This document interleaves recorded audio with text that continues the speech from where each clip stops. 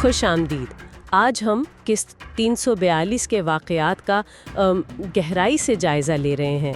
ज़राए बता रहे हैं कि कहानी में तनाव काफ़ी बढ़ गया है। जी बिल्कुल, खासतौर पर दिलान के साथ जो हुआ, और वो एक क्या कहते हैं, नामालूम दुश्मन की शनाख्त का मामला। हाँ, और किरदार जैसे बारान, दिलान, सबीहा, फुरात, गुल, ये सब बराह रास्त इस सूरत हाल से जुड़े हुए हैं। सही, लेकिन एक अच्छी खबर भी है साथ में, जुवदत और जुवेरिया की। तो चलें तफसील में जाते हैं। हाँ, शुरू करते हैं। किस्त का आगाज़ तो जैसे आपने कहा एक खुशी के लम्हे से होता है।